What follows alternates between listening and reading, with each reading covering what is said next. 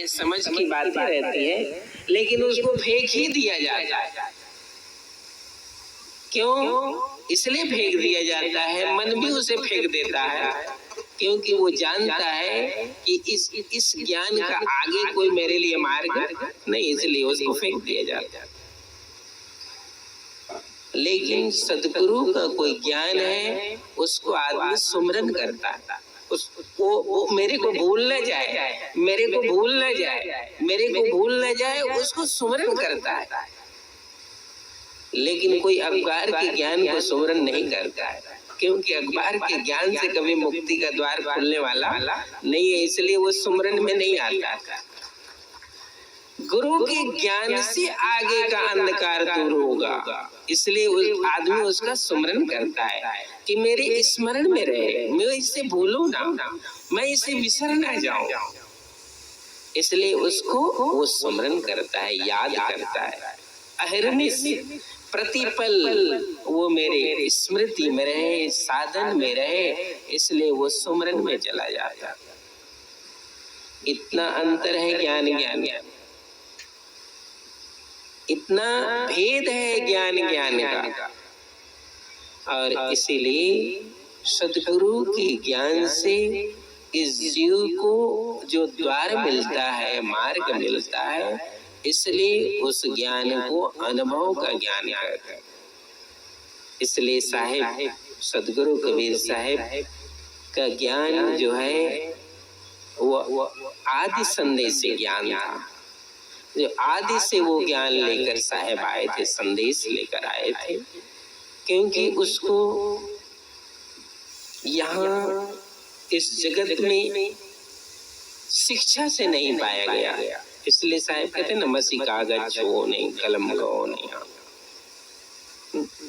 मैंने मसी का इस जगत में आकर मसी कागज नहीं छुआ और कलम को भी नहीं छुआ, और कितनी बाणी साहब ने बोली है, कितनी बाणी साहब से बाहर हुई है वचनामृत के रूप में, उसकी सीमा नहीं। नाभा साहब कहते हैं बाणी अरब खरब है, ग्रंथन कोटि हजार, करता पुरुष कबीर है, नाभा किया विचार। अब साहब ने तो कह दिया कि मैंने मसीह कागज छुआ नहीं, लेकिन नाभा साहब ने जब कबीर साहब की महिमा लिखी, कबीर साहब का जीवन दर्शन लिखा, तो वो नाभा साहब ने कबीर साहब के लिए बात कही। बाणी तो अरब खरब है और रोज बाणी नहीं प्रकट होती। पूरे विश्व में लगभग 10,000 बुक्स नए छप जाते हैं ये प्रति मंथ, तो बाणी तो आ जा रही है। तो बाणी अरब खरब है, वो बाणी अरब खरब है, उसको तुम गिन नहीं सकते, रोज प्रकट हो जाते। और ग्रंथन कोटि हजार, ग्रंथों को भी तुम गिन नहीं सकते, जितना गिनते हो और उससे आगे छप करके फिर से चले आते। ग्रंथन कोटि हजार। नाभा साहब ने कहा करता पुरुष साहिब कबीर है, नाभा किया। बाणी से, शास्त्र से, पोथी से जुदा कोई कर्ता को मैंने अनुभव किया है, तो वो कर्ता पुरुष साहिब कबीर है। इस रूप में जब किसी गुरु से कोई शिष्य, इसलिए गुरु और शिष्य की बात आती है, ये दो की ही बात आती है हमेशा, कि ये अनुभव गुरु और शिष्य के बीच का अनुभव है, गुरु और शिष्य के बीच का ट्रांसफर है। इसमें शास्त्र का विधान नहीं है, गुरु और शिष्य का विधान।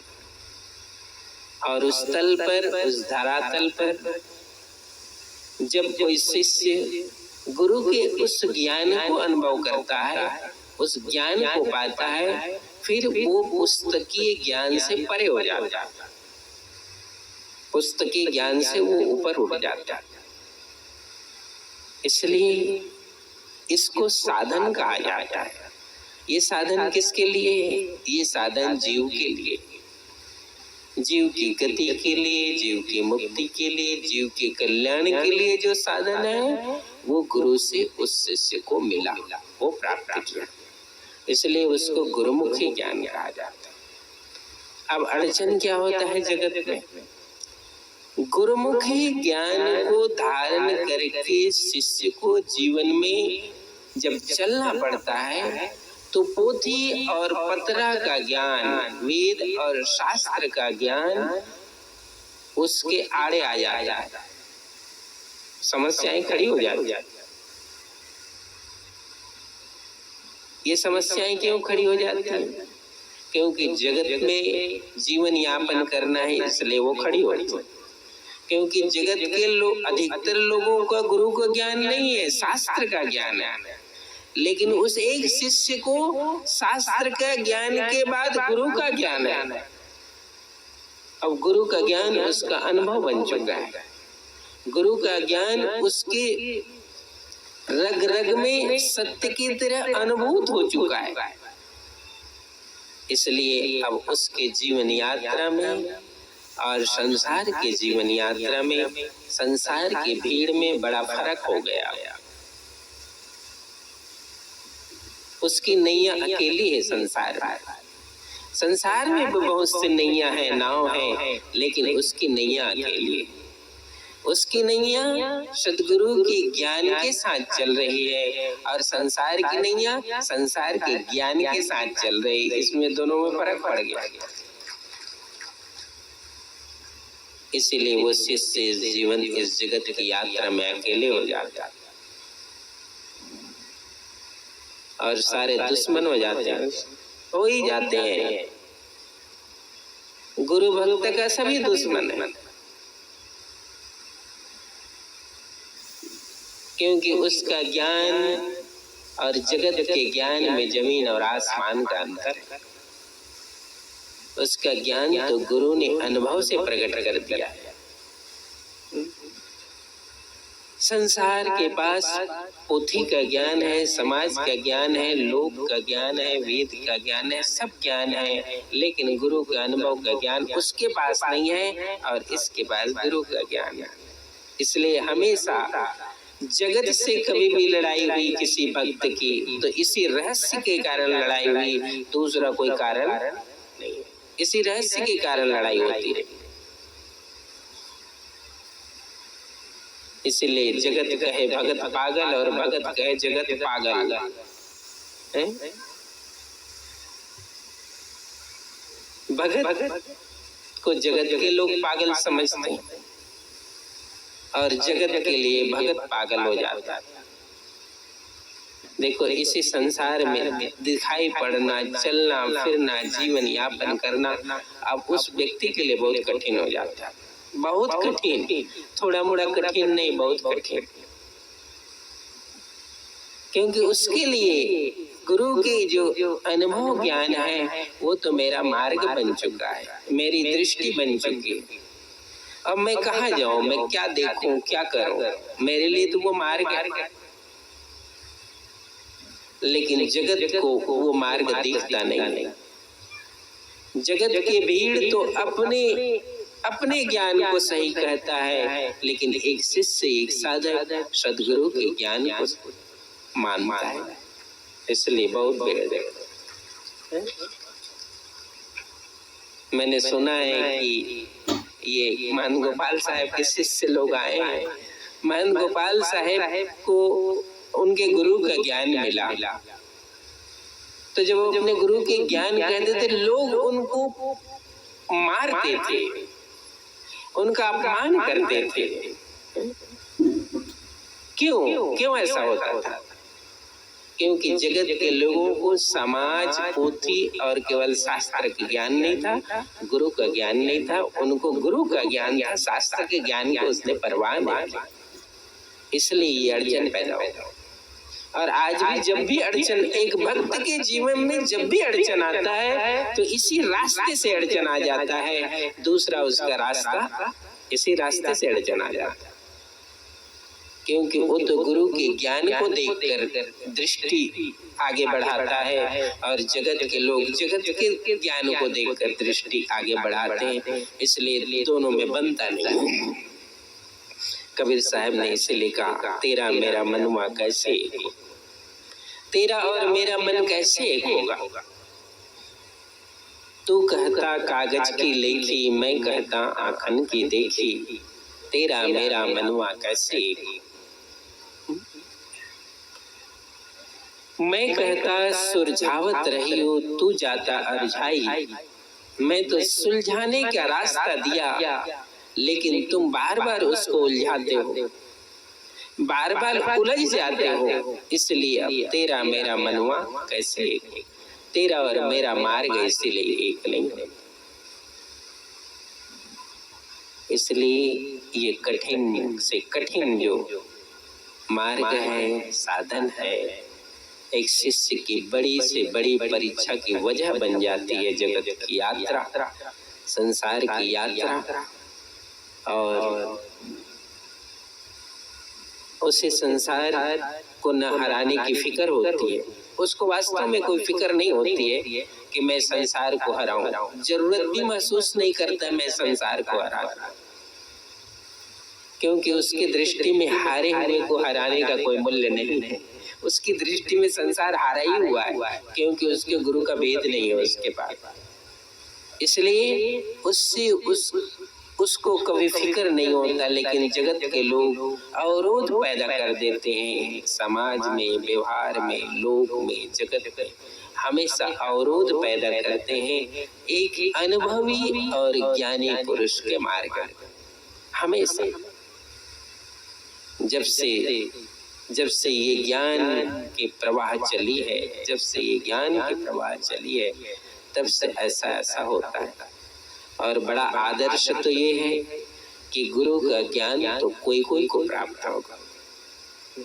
सिंहों की लेड़े ने हंसन की नहीं पात। साहब कहते हैं सिंहों की लेड़े नहीं होते, वो बहुत नहीं चलते।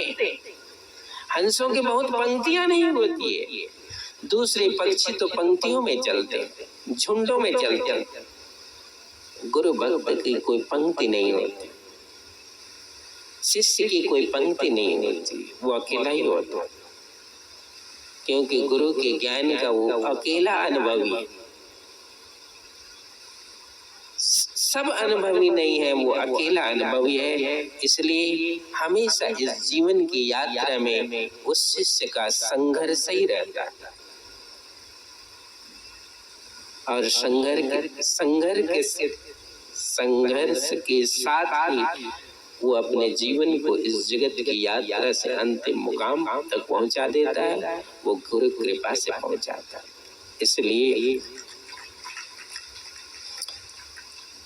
संसार में, इस जगत में सत्य का पथ, अनुभव का मार्ग एक अनुभवी के लिए है, वो सबके लिए नहीं। वो सबके लिए नहीं है।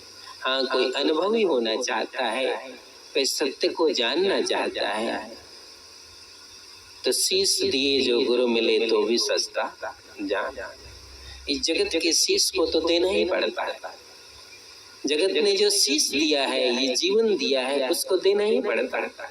वो देने के बाद ही मिलता है, वो समर्पण के बाद मिलता है। तो ऐसा जो साहिब का मार्ग है, सदगुरु का मार्ग है, इस मार्ग में कोई विवेकी, कोई हंस। इसीलिए बहुजल में बहुकाग है, कोई हंस हमार, कहीं कबीर धर्मदास से खे उतारो। ये धर्मदास, ये बहुजल है, ये संसार है, मैं जानता हूँ, ये इसमें कोई हंस तुम्हें मिलेंगे। कोई गुरु के अनुभव को अपना अनुभव मान पाएगा, नहीं तो लड़ाई रहेगी।